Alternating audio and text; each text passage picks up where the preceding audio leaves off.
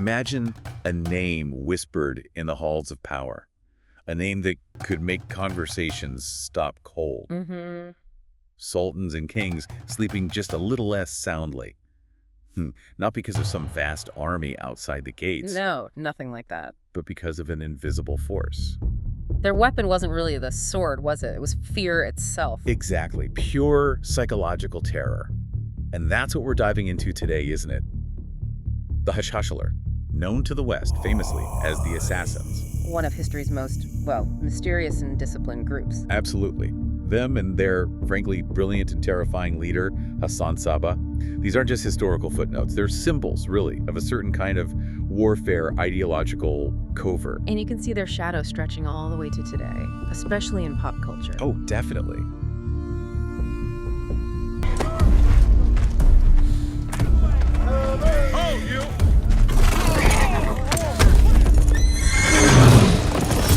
I mean, think about Assassin's Creed. Millions know that name. Hundreds of millions, even. The series has sold, what, over 200 million copies? It's massive. It really is staggering. So it's more than just a game. It's become this kind of cultural lens, hasn't it? Focusing us back on this shadowy medieval organization. And it just shows how powerful a compelling, maybe slightly terrifying piece of history can be. Right, so let's unpack that. Let's go back, look at the historical idea behind the Assassins, explore some of those powerful myths surrounding them, and ask, what was the actual historical seed, that grew into this enduring concept of the creed? Well, it all starts, really, with the big splits in the early Islamic world. After the Prophet's death, the disputes over who should lead, that gave rise to Shi'ism. Okay. And within Shi'ism, you have different branches. The Ismailis were one, and they focused heavily on mysticism, on the inner meaning of things. Right, the batin, the hidden meaning. Exactly. While Sunnis often focused on the zahir, the outer law, Ismailis were digging for these secret interpretations within the Quran. And the Hashashins, this group we're talking about, they emerged from a specific sect of Ismailism, the Nazaris, very disciplined, quite radical for their time. And the architect of their state, the mastermind, was Hassan-i Sabbah. Oh. Not just a warrior. You described him as a brilliant intellectual, trained in philosophy, religion. Ruthless, too, possessing what some records call a will of iron. His whole approach, it wasn't about traditional battles, it was about sinsilic, a kind of cunning. Cunning based on what? Propaganda? Propaganda, absolutely. Tight organization and these very precise surgical actions. And what was his ultimate goal? It was ambitious, but also straightforward in a way. He wanted to carve out space, a sovereign territory, where Ismailis could practice freely, safe from persecution. Mainly from the Seljuk Turks, their big enemy at the time. Primarily, yes, the Sunni Seljuk Empire. So to make this happen, he needed a base, an unbreachable one, and he found it. Alamut Castle. Up in the mountains of northern Iran, he took it around 1090, right? That's right. And how he took it is key. No big siege. No battering rams. None of that. He infiltrated, sent his agents, his propagandists into the fortress, quietly converted the garrison from within. Until eventually they just opened the gates for him. Pretty much. They were numerous enough to just take control. No big fight needed. It set the template for everything they did later. Secrecy, psychological pressure. And Alamut itself. That location was crucial. Oh, strategically brilliant. It's perched way up high, nearly 2,000 meters above sea level. Wow. Accessible by only one narrow, winding path. They called it the Eagle's Nest. Fitting. And Sabbah himself, he stayed there. For 34 years, apparently. Never left the fortress once he took it. That isolation just added to his mystique, the legendary Sheik of the mountain. And his dedication was absolute, to the point of being chilling. Extremely so. The stories about his own sons. He had them executed. Historical accounts suggest yes. One for drinking wine, which violated their strict rules, and the other merely on suspicion of involvement in a murder. To show that the mission, the rules, came before everything, even family. Absolutely. Total commitment, demanded from everyone, starting at the very top. It really makes you think, doesn't it? Yeah. When you build a state purely on ideology like that, how fine is the line between absolute discipline and just sheer terror? That's a heavy question, and the answer seems tied up in his core followers, the ones who carried out the missions. Exactly. The Fedayeen. The name itself tells you a lot. It means the faithful, or maybe more pointedly, the self-sacrificers. So these were the highly trained agents, prepared to die. Absolutely. Their training was intense, their loyalty was total, rooted in their religious conviction. They knew executing their duty often meant their own death, and they embraced it. And their tactics, Yeah. terrifyingly effective. Designed for maximum psychological impact, you said. Totally. They didn't just kill enemies, they made spectacles of it. They targeted the biggest names, viziers, kings, powerful generals, influential Sunni clerics. Right, the people at the very top. And crucially, they almost always used daggers. Up close, personal. Often in crowded public places, mosques, markets. Not safer methods like arrows or poison from a distance. Why daggers? Why so public? Impact. And then the truly terrifying part. After the strike, they often didn't even try to escape. They've stayed there. They'd stay, maybe shout Sabbah's name or a religious phrase and wait to be captured or killed. Essentially embracing martyrdom right there on the spot. That sends a ripple of fear far beyond just the person killed. Instantly. It created this viral terror. Yeah. The most famous early example is Nizam al-Mulk, the incredibly powerful vizier of the Seljuk Sultan, assassinated in 1092. In public. Yes. That single act hugely amplified their notoriety across the entire region. Everyone knew who they were and what they were capable of. And you could see that exact idea, the martyrdom, the surgical strike, the infiltration, echoed so strongly in Assassin's Creed, can't you? Oh, absolutely. The whole game franchise is built on that historical foundation, that commitment, that focus on stealth and precision over open warfare. That's the core fantasy the game delivers. Like in Mirage? Yeah. Set in Baghdad? It's all about that infiltration. Precisely. And look at the game's mechanics. The hidden blade, clearly inspired by the Fedayeen's reliance on small, concealable daggers for close quarters work. It's the ultimate stealth weapon in the game. And the leap of faith. Yeah. That iconic jump from high places. Well, that's obviously more fictionalized, a dramatic ritual, but you could say it symbolizes that absolute faith, that readiness for martyrdom the Fedayeen had. Leaping into the unknown, trusting completely. It captures the spirit, if not the literal history. Exactly. And they had other psychological tricks too, didn't they? You mean like the dagger on the pillow story? That's the one. A sultan wakes up, finds a dagger stuck in the pillow right next to his head. Maybe a note. The message being, we could have killed you. Easily. We were here. Your guards mean nothing.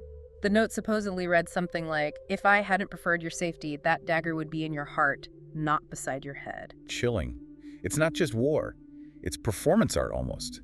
Theatrical terror. It really is. But it raises a question. If these Fedayeen were so disciplined, so religiously driven, where did the whole idea come from that they were just drugged-up killers? The Hashashin connection. Yes, the Hashish story. That's probably the most famous, most persistent myth about them, isn't it? Absolutely. It's the root of our modern word assassin, after all. And the story of the Paradise Garden, largely spread in the West by travelers like Marco Polo. Even though Polo never actually went to Alamein himself. Correct. But the story he told was incredibly compelling. So, lay out the myth for us. How did it supposedly work? Okay, so the legend goes like this. Hassan-i Sabbah would allegedly identify promising young men, potential recruits. He'd have them drugged, probably with hashash, some kind of narcotic, maybe hashish, maybe something else. Okay, drugged into unconsciousness. Right. Then, while they were out cold, they'd be secretly transported into a hidden walled garden within or near Alamein. And this garden was special. It was designed meticulously to mimic the descriptions of paradise in the Quran. Rivers flowing with wine, milk, and honey.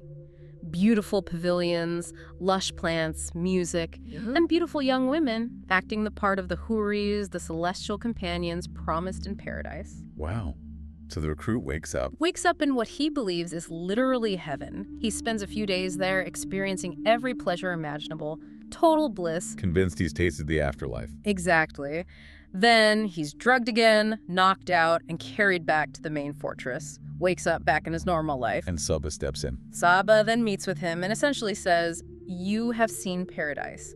That is the reward that awaits true believers who obey me without question. The only way back to that eternal garden. It's through absolute loyalty and obedience, even if it means undertaking a suicidal mission, assassinating a target, knowing you won't survive." That is some next-level manipulation. It's an incredible story. Now, most serious historians today think this garden story is likely just that, a story.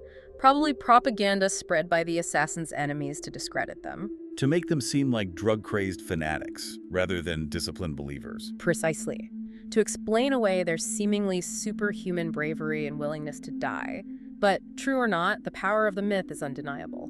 It offers such a compelling, if sinister, explanation for their devotion. It really does. It suggests they weren't just fighting for an ideology.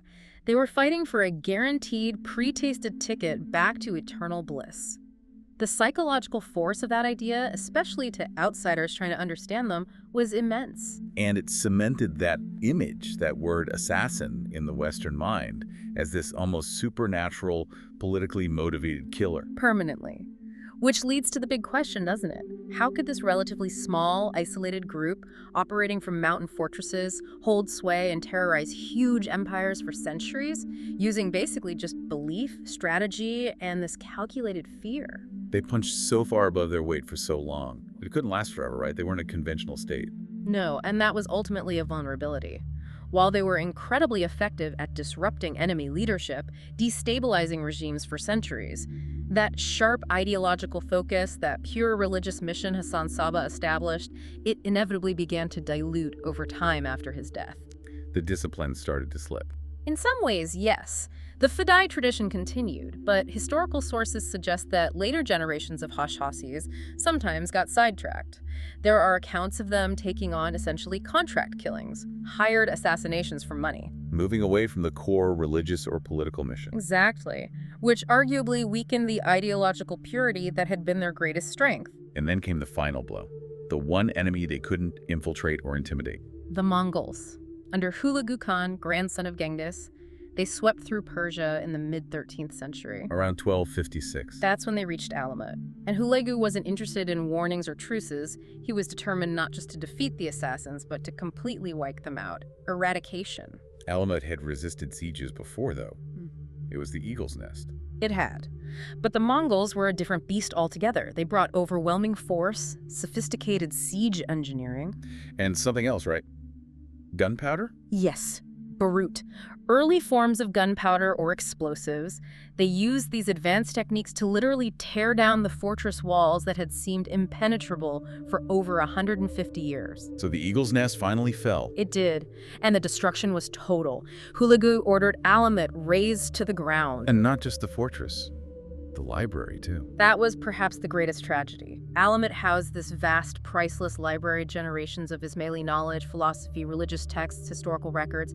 The Mongols destroyed it all. An enormous loss, wiping out their history. A huge, irreplaceable loss of knowledge. So the physical state, the mountain fortresses, they were gone by 1256. Smashed by the Mongol tide. But the idea survived. The idea absolutely survived. The term assassin was already embedded in European languages. The legend, the fear, the mystique that outlasted the stone walls, it proved that maybe the most powerful weapon Sabbah forged wasn't the dagger after all. But the story, the fear of the unseen. Exactly, the fear of the invisible man, the infiltrator you never see coming, which makes you wonder, when an idea is so powerful it outlives armies and fortresses, what is the true weapon it leaves behind in the world? What an incredible story we've traced today. From these deep theological splits in early Islam to this disciplined, terrifying organization. Yeah. And then all the way to becoming this massive icon in modern gaming culture. It's quite a journey. It really shows how potent that mix of ideology, strict discipline, and let's face it, some calculated theatrical terror can be. It shaped a dynasty of fear. And, you know, maybe the ultimate terror they inspired wasn't even the physical threat of the blade, it was the doubt they planted. How so? Think about that sultan finding the dagger by his bed. The real message, the lasting fear, is the realization that your enemies might not be outside the walls. It can be right beside you. Exactly.